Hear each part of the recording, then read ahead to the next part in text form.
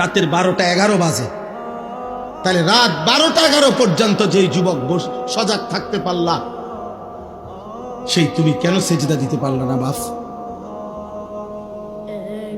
বলো না আব্বা, কেমনে ঘুমাইবা এখন? সারাদিন মোবাইলে হয়তো নারী দেখছো, ছবি দেখছো, অশ্লীল দৃশ্য দেখছো।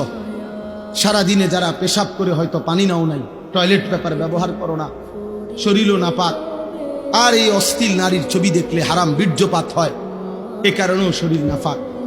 এক ওয়াক্ত নামাজও পড়ো নাই, এই অবস্থায় যে ঘুমাইলা, নাপাক দেহ, নাপাক শরীর, দিলটাও নাপাক, এই নাফরমান, এই ঘুম যদি আর না ভাঙে, এই রাত যদি আর ভোর না হয়, হ্যাঁ হবে বা? রাসূলুল্লাহ সাল্লাল্লাহু আলাইহি ওয়াসাল্লাম বলেছেন, লা ইয়াজনি জানি হিনা ইয়াজনি ওয়া হুয়া মুমিন। কোন ব্যভিচারী যখন জিনা করে সে মুমিন থাকে না। আর এই নারীর অস্থির ছবি দেখা, এ তো জিনা। নবীজি বলছে চোখের জিনা। নিজের হাতকে নিজের লজ্জাস্থানে নাপাক ব্যবহার করা, এ তো জিনা। নাকিহুল ইয়াদে মালউন।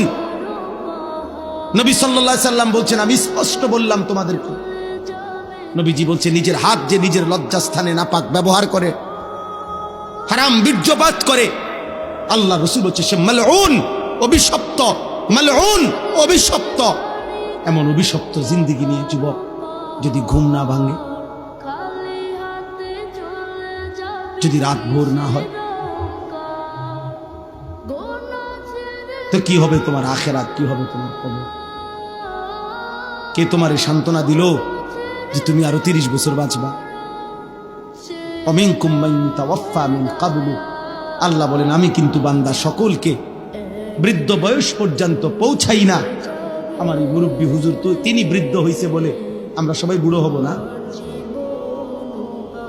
আল্লাহ বলে, না বান্দা, আমি অনেককেই তার আগেই মৃত্যু দিয়ে ফেলি। দেয় মৃত্যু, কথা বলে না। 3 বছর শেষ, আবার অল্প একটু। 3 দিনের বাচ্চা কবরে যায়, 3 বছরের বাচ্চা কবরে আছে, 3 মাসের বাচ্চা কবরে আছে। তাইলে আমার প্রিয় বন্ধু মাওলানা মোতালেব হোসেন সালেহী, বাংলাদেশের একজন অন্যতম বক্তা, আলেম দ্বীন, ওর একটা মেয়ে বাচ্চা হইছে আজকে 1 মাস, 1 মাসের বাচ্চা। গত 1 মাস আগে এই মেয়ে বাচ্চাটা অসুস্থ ছিল কয়েকদিন।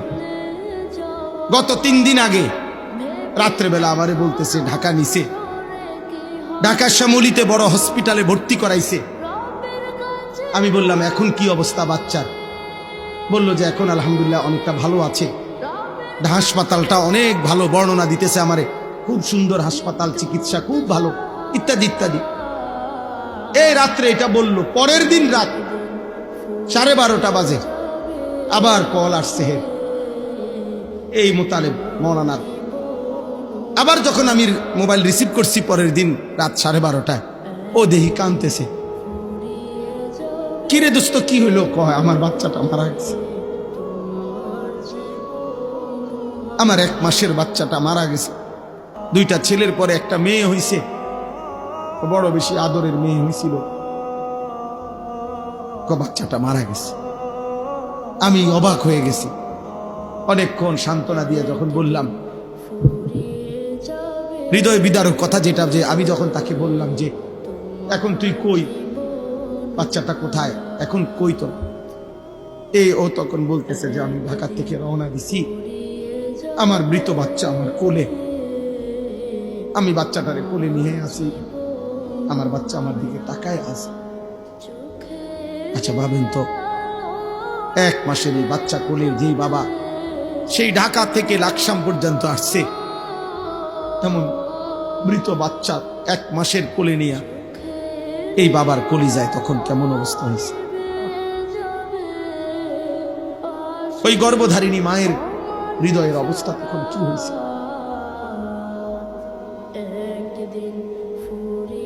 তাইলে বন্ধু আমার, দোস্ত আমার, সাথী আমার, এই মোবাইল নিয়ে তোমরা এমন শুরু করছো, তোমরা কি করছো বাপ? এইভাবে নিজেকে ভুলে গেলা কেমনে? আর এই পৃথিবীর কোনো উপকার না করলা, নিজের এভাবে তিলে তিলে নষ্ট করে দিচ্ছ কেন? তোমার চরিত্রের অবস্থা কি তুমি জানো? তোমার দেহের অবস্থা কি? তোমার চেহারার হালাত কি? চুল রাখছো মুশরিকের মতো, শরীর নাপাক করে রাখো। আহা, আল্লাহ তোমাদের উপরে দয়া করেন, আল্লাহ তোমাদের উপরে রহম করেন। এটা কেমন জীবন আব্বা? এক ওয়াক্ত নামাজ পড়তে মন চায় না, কেমন জীবন? কোনদিন মালিকের নাম আসে। আজকে আমি মসজিদে জুমার নামাজে আমার জুমার বয়ানের তাফসিরে বলছি, শয়তানকে শয়তান কেন বলা হয়? শয়তানকে শিন তা নুন, শয়তানের মূল অক্ষর, অর্থ হলো 24 ঘন্টা যার প্রতি মুহূর্ত যে হক থেকে, সত্য থেকে দূরে, এই জন্য তাকে শয়তান বলা হয়। অর্থাৎ এক সেকেন্ড যে নিজে এবং তার অনুসারীদেরকে 24 ঘন্টা যে হক থেকে, সত্য থেকে, আল্লাহর পথ থেকে সরায়া রাখতে চায়, এই জন্য তাকে শয়তান বলে। তাহলে দোস্ত, শয়তানের সিফাত যে সে নিজে এবং তার অনুসারীদেরকে আল্লাহর পথ থেকে 24 ঘন্টা সরায়া রাখতে চায়। তাহলে 24 ঘন্টার একটা দিনে তোমাদের যাদের একটা ওয়াক্ত নামাজের সেজদা জুটলো না কপালে, তুমি কিংবা তোমার আশেপাশের কোনো বন্ধু, তাহলে তুমি তো নিজে এবং তোমার বন্ধুদেরকে তুমি তো যেই পথে পরিচালিত করিলা, এ তো শয়তানের আখলাক, এ তো ইনসানের আখলাক হইতে পারে না, এ তো মানুষের চরিত্র হইতে পারে না। নয়তো একটা 24 ঘন্টার দিন কেমনে পার করে দিলা, যে 24 ঘন্টায় একটা সেজদাও দিলা না আল্লাহরে? একবার মুখ দিয়া আল্লাহ এই নামটাও বের হইল না, এত বড় দুর্ভাগা তুই কেমনে হইলি বা? কেমনে হইলি? আমার অস্থিরতা তো এটা নিয়া, আমার অশান্তি তো এটা নিয়া। যারে কিভাবে সম্ভব মুসলমানের ঘরে জন্ম নিয়ে ইমানদার মা বাবার সন্তান হয়ে, এটা কেমন ছেলে, কেমন মেয়ে যার 24 ঘন্টায় একবার তার মুখ দিয়া তার রবের নাম বের হলো না?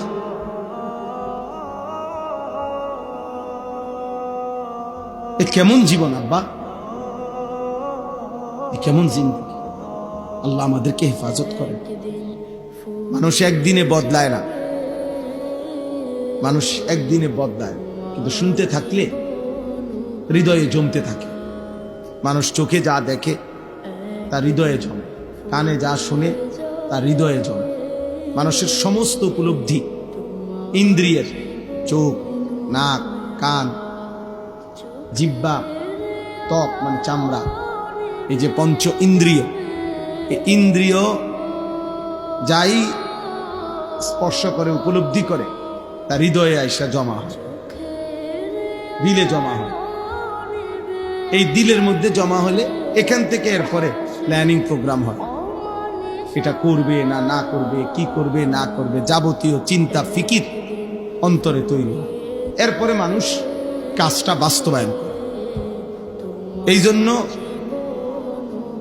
কেউ যদি চোখে দেখে, কানে শোনে, হৃদয়ে জমে, এবং পরবর্তীত প্রয়োজনে আল্লাহ চাইলে সেটা তার হৃদয়ে ভেসে ওঠে, স্মৃতিতে ভেসে ওঠে।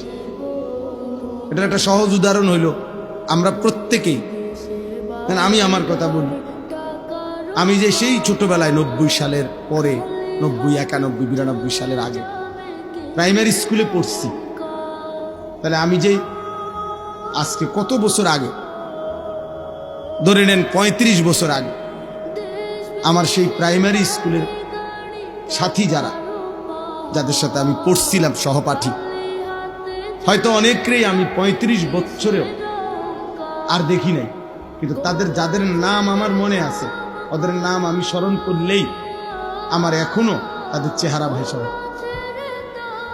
আমার মনে পড়ে ও কেমন আছিল, ওই আমার ওই বন্ধুটা। তাইলে কি বোঝা গেল?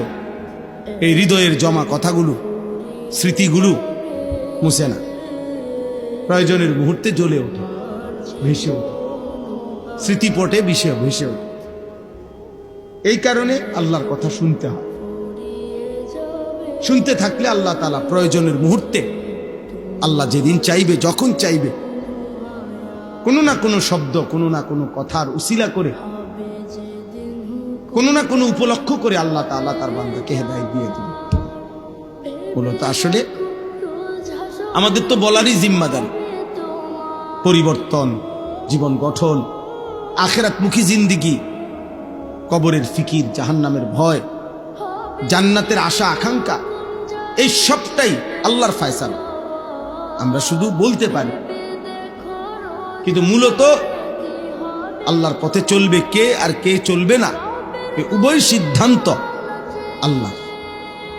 আরো সহজ উদাহরণ দেই, রাসূলুল্লাহ সাল্লাল্লাহু আলাইহি ওয়াসাল্লাম মক্কার জমিনে যখন কালেমার দাওয়াত দিচ্ছিলেন, তো আল্লাহ তাআলা বলছে, বন্ধু দাওয়াত দিতে থাকেন, আপনার দাওয়াত আপনি দেন, আপনি পুরা দিল দিয়া বলেন, বাকি আমি আল্লাহ ফয়সালা দিলাম, আমি কাকে রাখবো আর কাকে রাখবো না ইমানের পথে, ইসলামের পথে, আগামীর পৃথিবীর জন্য, সারা বিশ্বময় ইসলাম ছড়িয়ে দেওয়ার জন্য আপনার সাহাবী হিসাবে আমি কাদেরকে গ্রহণ করব আর কাদেরকে গ্রহণ করব না, আল্লাহ বলছে, বন্ধু এটা সম্পূর্ণ আমি আল্লাহর ফয়সালা। দাওয়াত আপনি সকলকে দেন, কিন্তু লোক নিমু আমি। এই জন্য কুরাইশ বংশেই নবী দাওয়াত দিছেন। আবু জেহেল, আবু বকর দুইজনই কুরাইশ বংশ, আবু লাহাব, ওমর দুইজনই কুরাইশ বংশ, উতবা, শাইবা, ওসমান, আলী, ওরা উভয়ই কুরাইশ বংশের, একই বংশের, একই মহল্লার। তো নবী সাল্লাল্লাহু আলাইহি সাল্লাম উভয়ের কাছে, সকলের কাছে কালেমার দাওয়াত দিছেন। তো আল্লাহ যেন বলছেন, বন্ধু আবু বকরকে নিলাম, আবু জেহেলকে নিলাম, ওমরকে নিলাম, আবু লাহাবকে নিলাম না, ওসমানকে নিলাম, আলীকে নিলাম, উতবা, শাইবাকে নিলাম না। তাহলে আবু বকরকে কেন নিলেন, আবু জাহেলকে কেন নিলেন না? কার ফয়সালা? আল্লাহর ফয়সালা। এই জন্য আমি নওজোয়ান, আমি সবসময় কথাটা বলি, আগামীর পৃথিবীতে মনে রাখবা বাবা, ইমানের বিজয় হবে, ইসলামের বিজয় হবে, কালেমার বিজয় হবেই হবে। নবীজি সাল্লাল্লাহু আলাইহি ওয়াসাল্লামের অসংখ্য অগণিত ভবিষ্যৎবাণী স্পষ্ট আছে বিশুদ্ধ হাদিসে।